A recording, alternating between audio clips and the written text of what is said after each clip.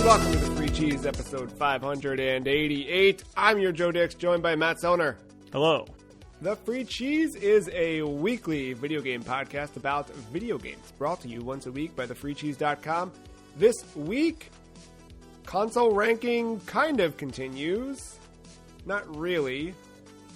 But we're picking up where we left off. A year ago, we wrapped up our 30 console, 3-episode spanning podcast extravaganza where we ranked 30 video game consoles.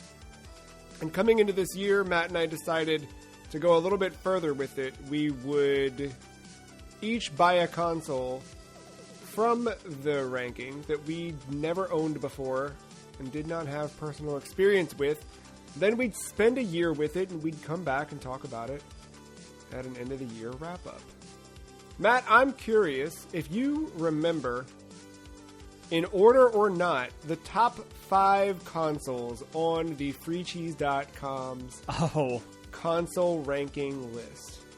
I think it's number 1 PlayStation 1. Number 1 is not PlayStation 1. PlayStation 2.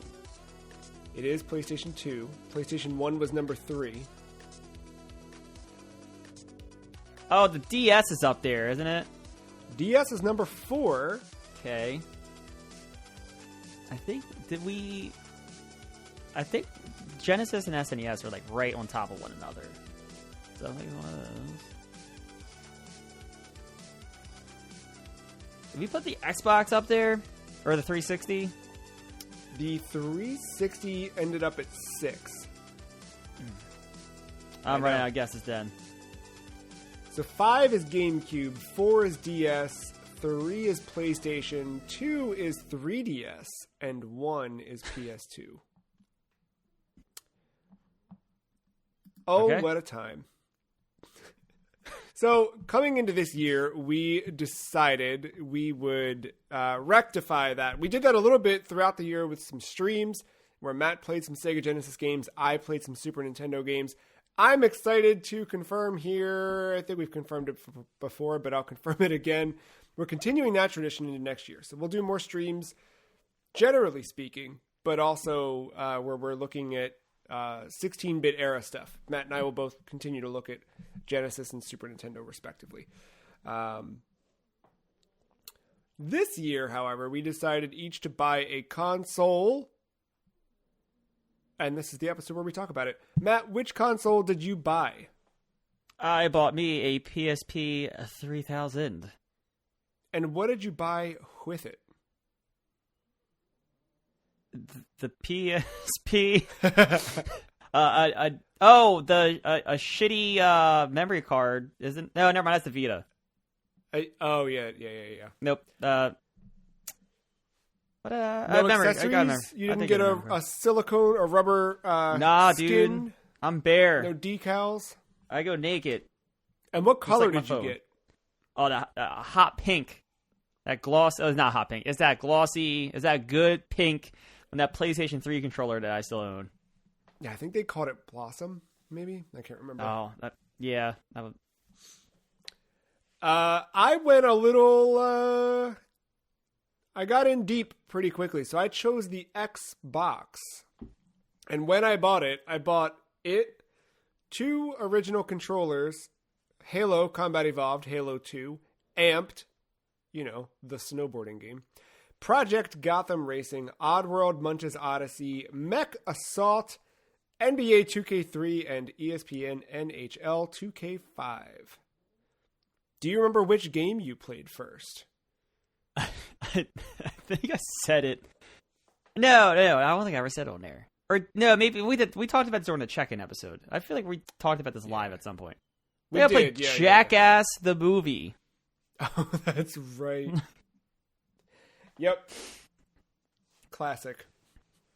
Was that great? It was experience? It was everything you thought it would be, dude. It's everything you would think it would be.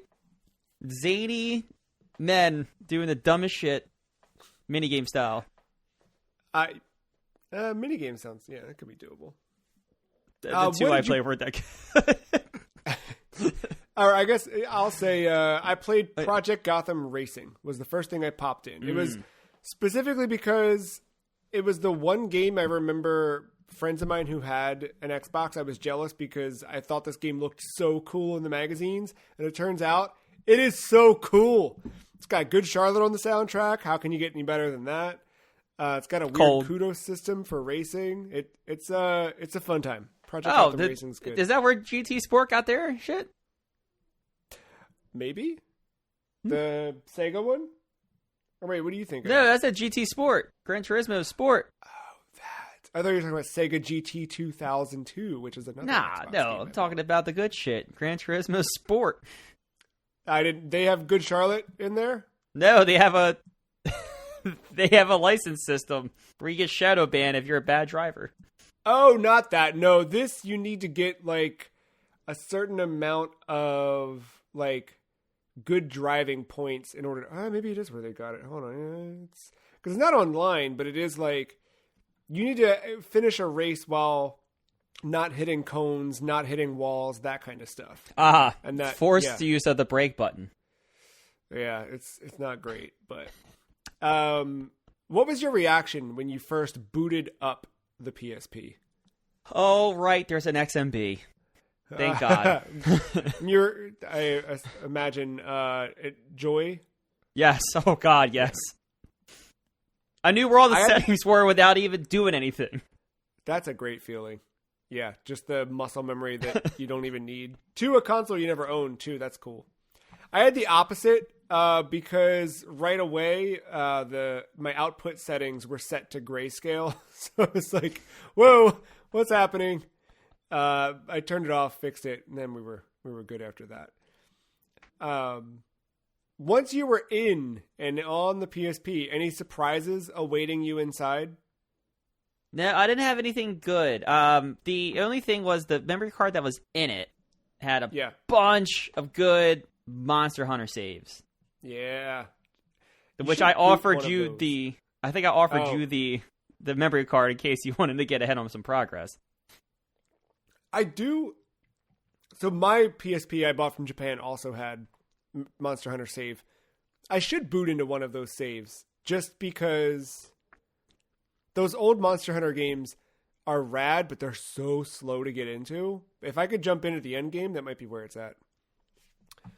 Booting into mine, I discovered the Xbox, if you'll recall, had the ability to rip CDs and save them to the hard drive for use in games. And the previous owner of my console decided that one of the key CDs they wanted to import to use for gameplay was the soundtrack to Oh Brother, Where Art Thou? I've got that. I've got an unnamed Hank Williams CD. I also have some other there's some weird techno thing. There's also a couple of songs from the band Thursday and another equally emo band. And then a ton of save data. For all of these games. I've got, I don't even know. I forget what else is on. There's a ton of stuff. GTA on there?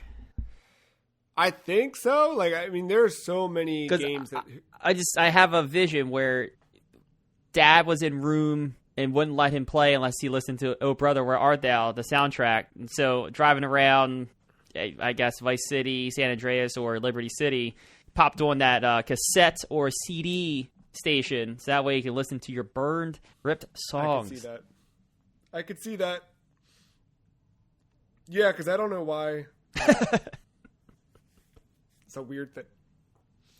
So I think last checked in on this in January, right? Or maybe we talked about it a little bit since. I think we talked about it a little bit. Midway. Yeah, we did the midway check-in. But since then, before then, after then, have you purchased anything else for or related to your console? And it's really, really just because I haven't really needed to. I've just been kind of dumping all the ISOs or I forget what file size, but yeah.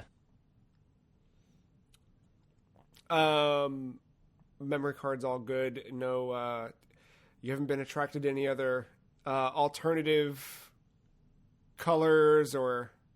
Nope. No, because I think I got mine, dude.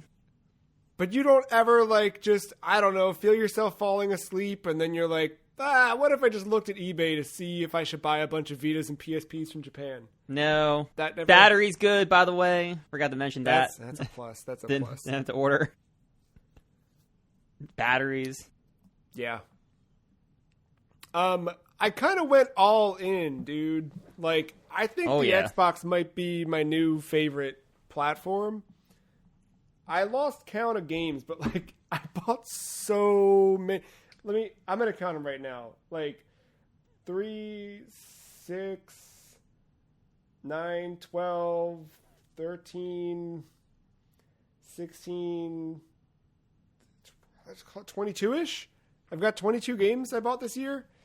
And some dope ones. Like, I think my favorite thing that I bought, well, many. All right. We're going to talk next week in our year-end wrap-up. 2 weeks. It'll be in our finale, where we'll talk about the games we played this year. And I will talk about a video game called Suicide Squad Kill the Justice League that I finally played.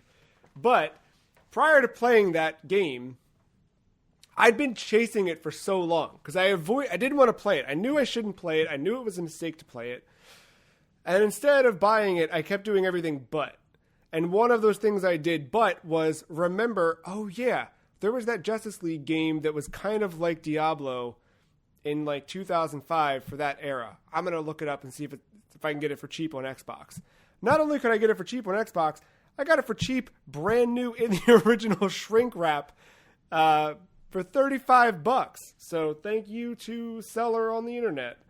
But I've also like picked up I picked up other stuff like that. I picked up X-Men Legends and Marvel Ultimate Alliance. I picked up the other Oddworld game. I picked up some stuff I didn't even know. Like, so this has been a fun thing of mine. Like, over the last few years, I've spent a lot of time, like, my downtime when I'm not playing anything and I'm not really, like, what I do is just go read old video game magazines. Don't know why it happened. Don't know where it came from or what happened to me. But I do that, and I'm reading through one, and they had one, like, anytime there's a preview for a game, I'll, like, make a note of it.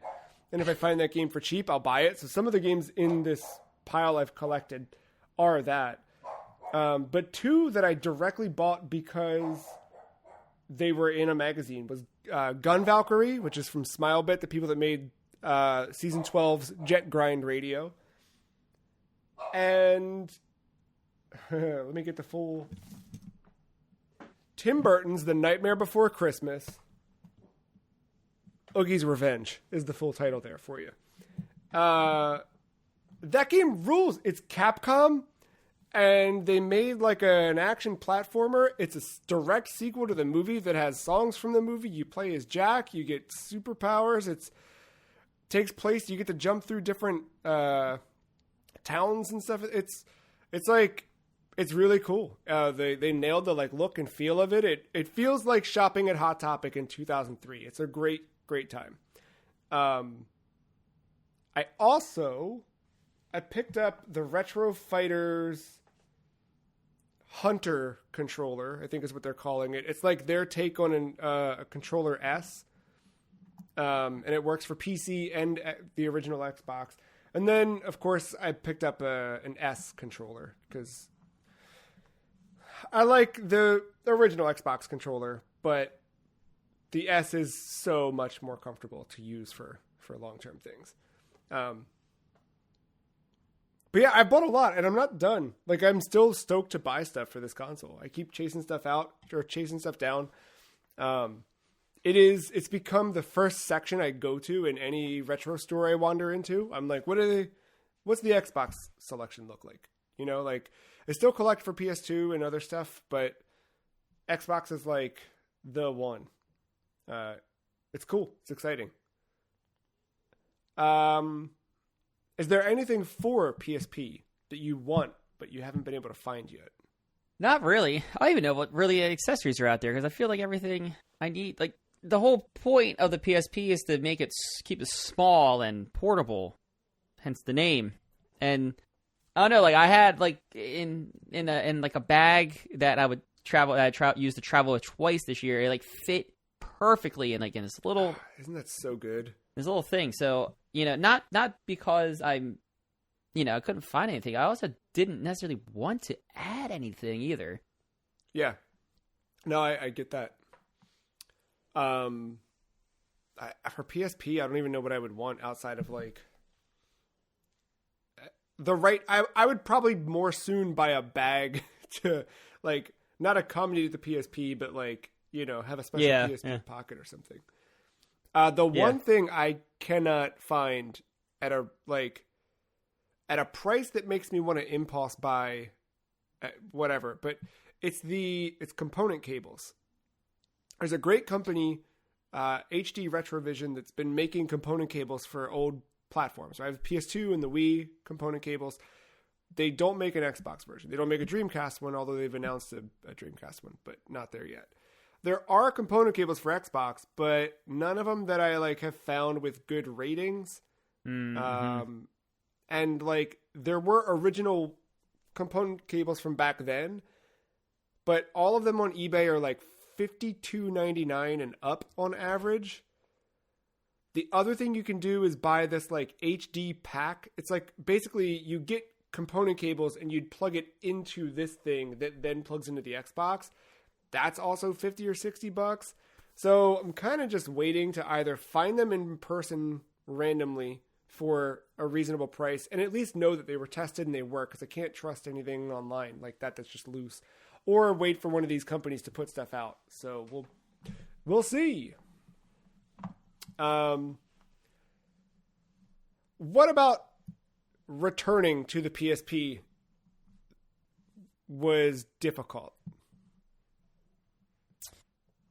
The bigger thing for me is, and I don't know if it's just because of just the sheer amount of games we played already for the list before going into this year. I've kind of gotten used and into the right mindset when approaching some of these like older generations, and these types of games that maybe haven't aged well or maybe have, whatever. I don't know. I feel like mentally get myself in the right mindset. It's more so the oh shit! I completely lost my train of thought. Sorry, that's what it was. It's more so my lifestyle. I have tried repeatedly to just like sit on the couch, play a game, and have pay attention to the show. I can't.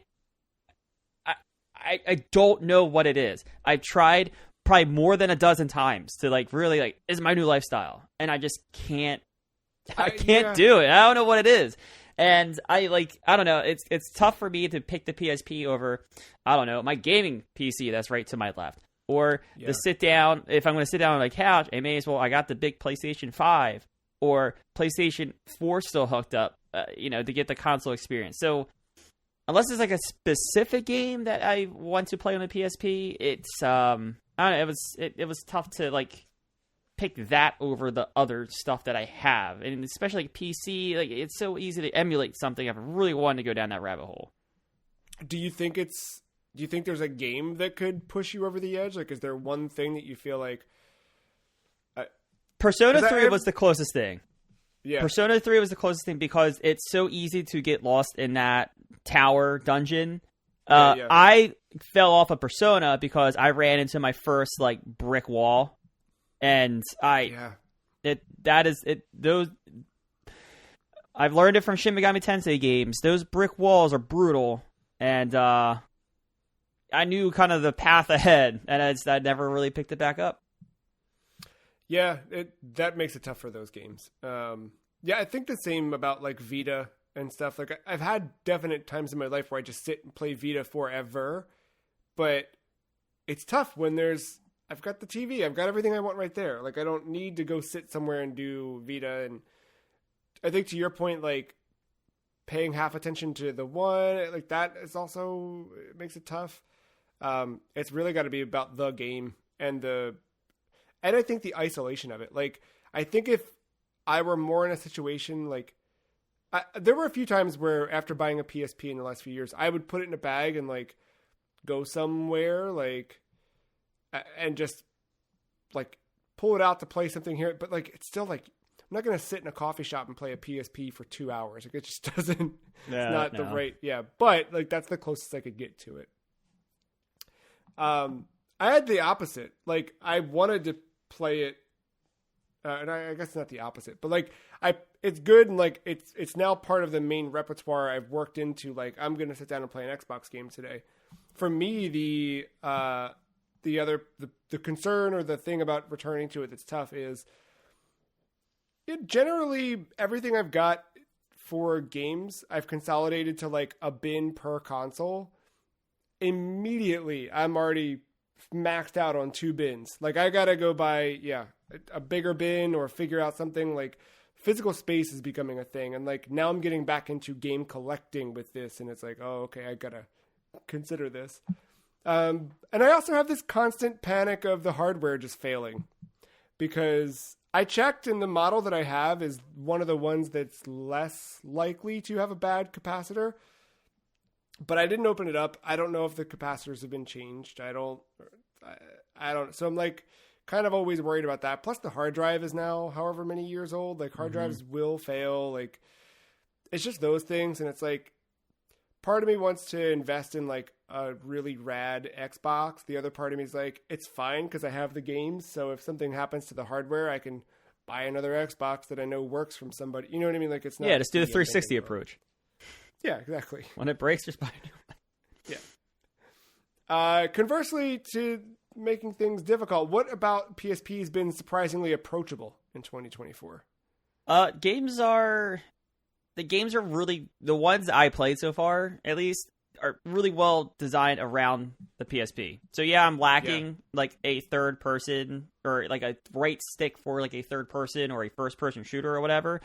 But the way, like, I specifically shouted this out for Logan Shadow. The control scheme of that, it shouldn't make sense, but it works, and it's really well designed once you kind of allow yourself to buy into it. I think there's most of what I played was very clever in the design of either just be in a game that just uses everything, or being something like a third person game, but uniquely navigating the lack of set controls that you may typically have on a PS3 at this point. I think with PSP too, it's also like, it's just a comfortable system to hold. And I think to your point initially, like the ability to just like pop that in a bag and go, like, that thing rules. It's so, it's incredibly approachable from that perspective. I think it's still maybe my favorite way to play PS1 games. I can see that. I still like love just loading up a PSP with PS1 stuff, and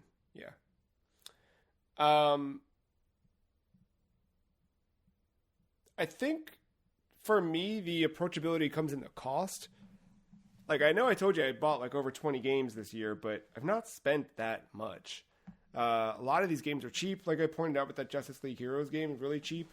But even some of the consoles like more rare. I mean, there are definitely games that are like a couple $100. Like, weirdly, like the Teen Titans game for Xbox is stupid. It's like $200 if you want it complete in box. Like, the same game on PS2 is like $5.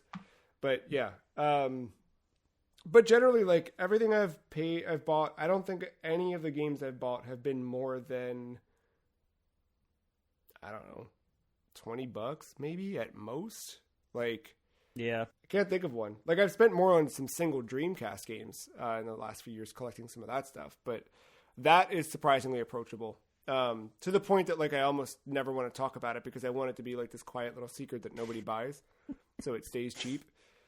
But and I think, dude, like, it still looks good. Granted, I'm running through a RetroTink into a TV, like, so that's doing a lot of the work for me because modern TVs don't have the inputs you need necessarily. But if you can get all that stuff working, like, obviously I think that's a hurdle that you have to jump through. But if you're through it, man, Xbox rules. It's still like a solid console. And especially like growing up with a PS2, it feels like going back to that, but just in a different weird path. What is something about PSP you don't think many people know about? I don't know. I feel like the library of games is kind of forgotten. I feel like I've barely scratched the surface because I got sucked into Persona. But like everyone talks about Persona 4 Golden. There's this Persona 3 game on the PSP that I think laid the foundation. Because the cool thing about the PSP one is it has the female protagonist if you're replaying the game. So, like, for me, like, I didn't do it because it's discouraged. But, like, if you're picking this up, like, you have a reason to play through the game again, which was really cool. Again, like, everyone looks at Logan Shadow and is like, how the hell do you play that? But, like, the control scheme's so good. I don't know. I feel like just there's a depth of the library. And I don't know. I feel like the PSP, maybe it's just my echo chamber doesn't really talk about it, but I feel like PSP doesn't get talked about a lot. Now, of course, like, we get talked about more than the Vita, but that's, like, relative. But yeah, like, everyone talks about, like, the PS2 library, the PS3 library, and the PS1 library. The PSP has it's a sneaky good library. There's a ton. Yeah, like, so many good PSP games, so many, such a weird variety, too. Like, it's filled with JRPGs, plenty of those, but really good rhythm games, really good, like, console-style games. To your point with Logan Shadow, that was one. But, like, a lot of games that came over to PSP just kind of worked in a way they shouldn't have. I don't think there's a ton I've, like, discovered about Xbox that I don't think people already know about. Yeah, I don't know. I think you use the cup holder at all? You know, I've not, only because of the way it fits into my entertainment center, but I should. That's a good point. I should pull it out for the cup holder. Looking back, do you wish you would have owned the PSP when it was an active platform? Oh, yeah, probably. I'd probably get a lot more use out of it, and it probably travels with me a bit more. Yeah, because I'm trying to... What year? I forget the year, right? 2004. So the PSP is also turning 20 this year.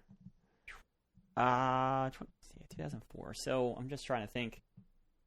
Yeah, I'm in middle school at that point. Like, I'm traveling to the soccer games. Like, there's a window of opportunity with the amount of traveling I'm probably doing in a car to play this. Yeah. I definitely wish I had a PSP back then. Like, yeah. And I've tried to, like, replicate it with PSP where I can. Like, I've put CDs, I've, like, burned CDs, or what do you call it? Import CDs and put the files, like, on a PSP so I can have the portable music player. Try and live that, like, you know, Ken Kutaragi's vision for the PSP as the Walkman of the 21st century. And it hasn't really worked out, but... I think same with Xbox. Like, I do wish I had a deeper, like, history with it than I do. I think being there for the heyday of stuff like Halo 2 Online would have been really rad. But in the same turn, like, I don't know if I would have this level of appreciation I've gained this year for the platform if I'd owned it all along. But I really like Crazy Taxi 3, Gun Valkyrie, Jet Set Radio Future. A lot of these games I picked up that are these, like, Sega Dreamcast legacy things are so cool to go back to, especially after, like, falling in love with the Dreamcast a few years ago and now, like, going to this. It's just a cool evolution that, yeah. Looking at today, we talked last week about PlayStation's 30 years and sort of where PlayStation is right now and where we hope they go. What do you think that PlayStation or other platforms can learn from the PSP? Making games for the console. Yes. Diving into the features of it. Now, it's very tough to do nowadays. I understand risk-taking, and you have to sell as many units, and look at Xbox today because of that struggle, but man, it'd be so cool for games to start taking full advantage of their platforms. Whether it's dumb, just taking full advantage of the DualSense controller, or some type of dumb, like, you know, how many of those games on Xbox is the quick resume just fucking broken? Oh, you mean, yeah. Yeah, anything with a live component. Yeah, I know I have to quit out of fully. Yeah. Like, is there a way to taking the extra time to maybe navigate a fix for that and taking advantage of just those types of things? It's small, but the little extra effort, maybe I'm not going to say effort. The little extra time could pay big dividends in a weird way.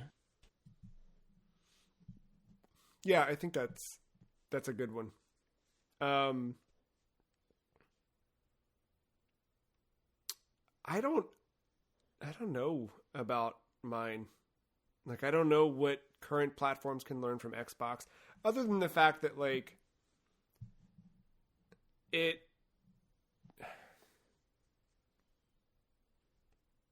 it's cool. Like, be more green. Yeah, I don't know. I miss I really like just how cool the console is. I like the menu. I like the interface. I like the boot up. It's just cool. It feels cool to play an Xbox. Doesn't always feel the same way with the current Xbox, but and I don't know that we can ever get back to that, but yeah. How about features of the PS? Yeah, I was gonna say you can for a limited time. Well, yeah, that's true for asterisk. What feature of the PSP do you think is underrated or underused? XMB and the integrations of that stuff within games. Yeah. Yeah, I agree. I think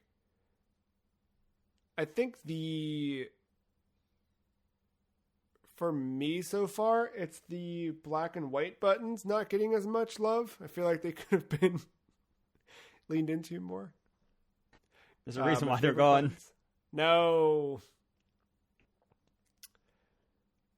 Is there a feature that you haven't used on the PSP, but one that you intend to, or? Shit, I forget. I don't. The comics reader, maybe.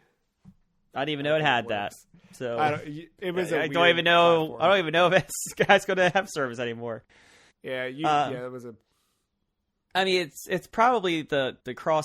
There's probably something on the cross media bar I'm not using to its full depth. Some kind of. Well, you got to get the camera so you can start taking pictures and use them in Invisimals and yeah. Yeah. For me, it's the CD ripping. I had to buy a disc drive, but I want to doing that makes me want to get CDs and get files. I don't know. I want to put things on the Xbox so I can play Tony Hawk with my own soundtrack and Project Gotham Raid. I think all that stuff would be fun to do with my own thing.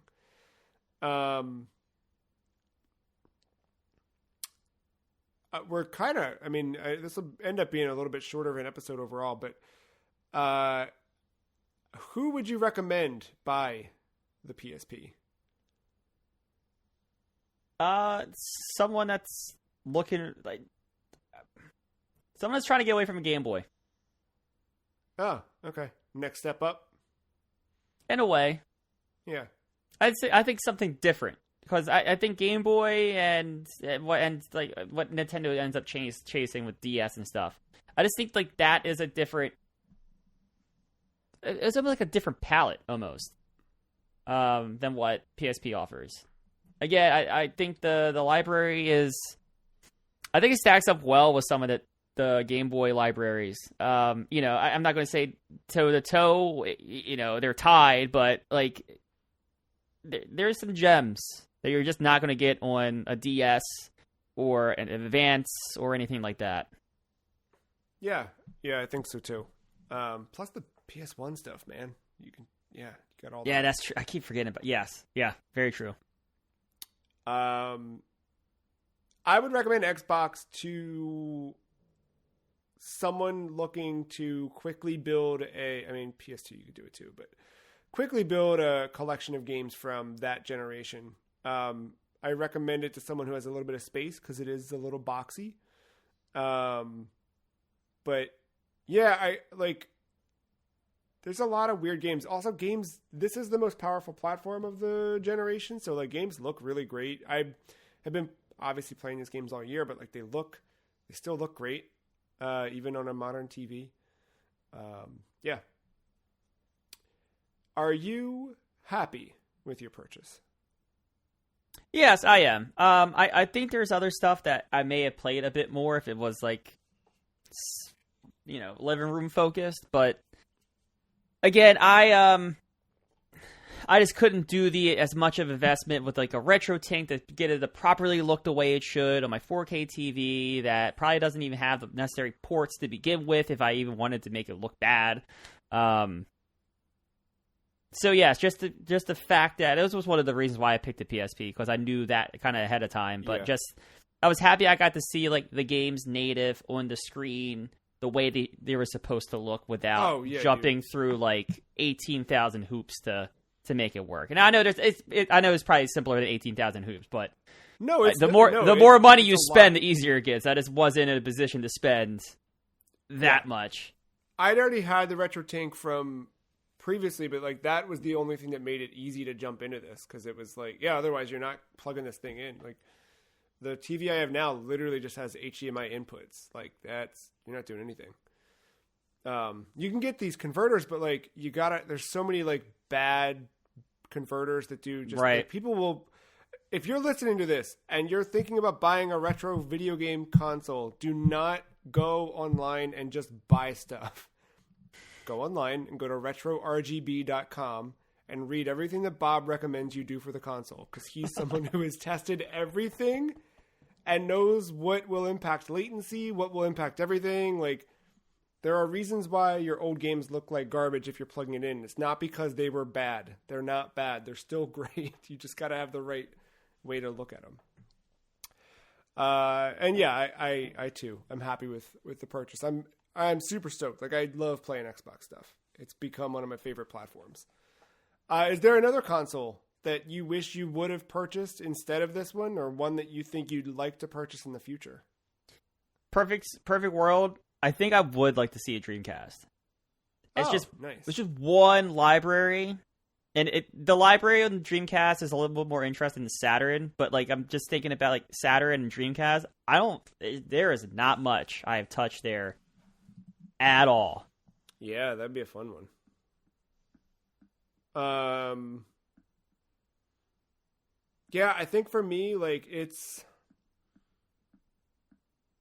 so many of, like, I think about Super Nintendo or things, but like all that stuff is like so heavily available on Switch Online and whatnot. Like, it doesn't make sense. I think Saturn's probably the answer, but more, I feel like, I don't know, something like Game Gear or Wonder Swan. And of course, I still want a Virtual Boy, but that's for a different time. All right, last question before we close out. Would you rank the PSP higher on our list after playing it this year? We ranked it at 14. Jesus. Name me the three consoles on top of it. The three on top of it are the Wii, the Sega Genesis, and the Super Nintendo Entertainment System. Yikes, that's a tough ass to beat. I know.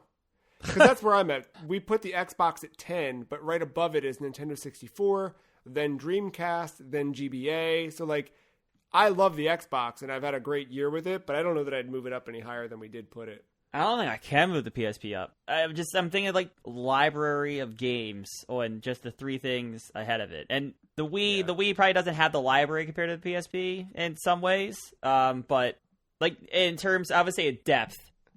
Yeah, I agree. I think the tippity top is way better on the Wii, but after you get through the tippity top, I'm not sure how much depth you got. But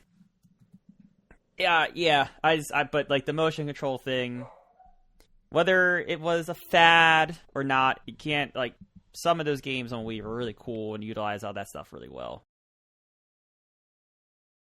Yeah, no, I agree. Well, that's the end of our console ranking episode, or a year in recap of Xbox and PSP. Are you going to continue playing it next year? I mean, I will. Now, right? It's not going anywhere. Yeah, no, I'll play it. It's just, again, it's the get myself to sit down. And when I try to do it for the 20th time in my life, I will. I think I'm going to stumble across a game, whether it's for the list or it gets something on the list reminds me that a game exists on the PSP, or it takes me in that direction. Yeah, I think that's where I see me falling into that. Next week, we'll be back with the beginning of our 2-part season 12 finale. Next week's the fun one, Matt. It's where we get to do all the weird list shenanigans. So I applied mathematics to the current list and recalculated everything, and we'll talk through that. And then we'll also look at our own personal versions of the list, which will be fun. Listener, if you would like to play along at home ahead of next week's episode, check out thefreecheese.com/listvoting.html. You can go there and you can vote on all 120 games that are currently on the list. If you do, take a screenshot of your list and email us, podcast@thefreecheese.com, and we'll share some of the fun findings. Probably won't read all 120 of your entries, but curious to see where everybody's top 5, top 10 shakes out. So until then, thank you, Matt. Thank you, listener, for listening. We'll see you next time. Bye.